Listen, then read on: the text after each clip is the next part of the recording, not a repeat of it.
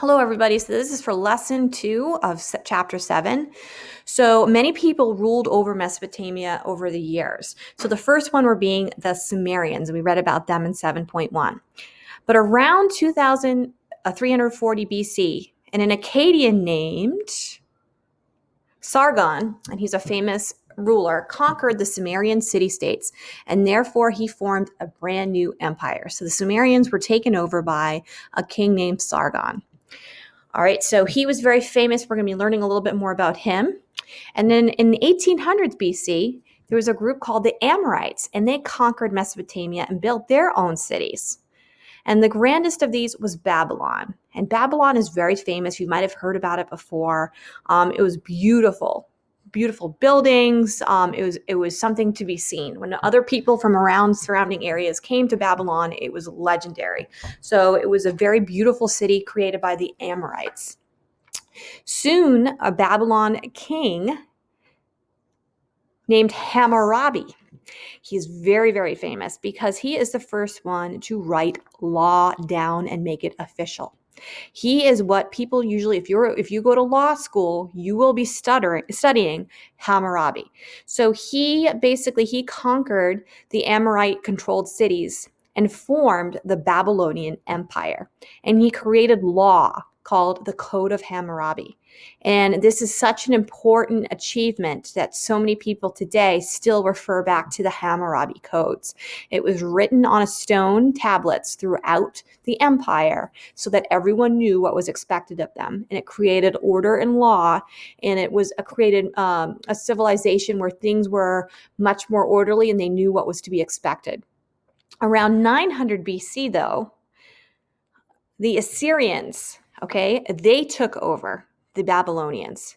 So they took over. So the Babylonian king, he was probably, for power for several hundred years. And then the Assyrians came and took over. They saw the weaknesses in the Babylonian Empire and they took over. And they were not well received. They were very harsh and people did not like them at all. So many people would try to overthrow them constantly. So eventually, the Assyrian Empire extended from the Persian Gulf now to the Nile River. It was a very, very large empire. And the empire's capital was Nineveh. I'm saying that wrong. And it was ruled by a king, and it was divided into provinces.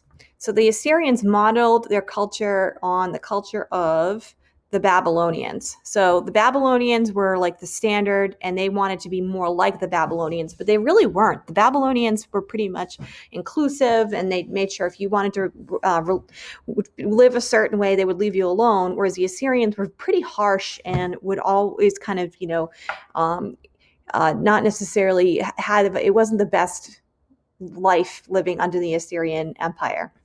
So around 600 BC, the Chaldeans conquered the Assyrians and formed the new Babylonian Empire because everyone really, admired the Babylonians. They wanted to be like, hey, we're the new Babylonians. Forget the Assyrians. So around 600 BC, they had the Chaldeans, and they conquered the Assyrians, and they basically named their empire the New Babylonians. So they had a very famous king called King Nebuchadnezzar, and he constructed a brand new Babylon, or he repaired the old Babylon, and he built something called the Hanging Gardens of Babylon, and it became one of the 7 wonders of the world. So the people of Babylon traded with caravans and passed through the city, and therefore brought a lot of wealth to the city, and they made many scientific advances, so that we'll go more into. So the Babylonians, the Chaldeans were there for a very long time. Eventually, unfortunately, the Persian Empire started to take over this area, and then eventually the Greeks, and eventually the Romans, and eventually the Ottomans, and eventually what we have, our modern nations that we have today that we learned about a couple of weeks ago with Iraq, Iran, and all these things. So this is just the basic history. So you use this to have any quizzes that you need to take, and make sure this is all filled out into your notebook.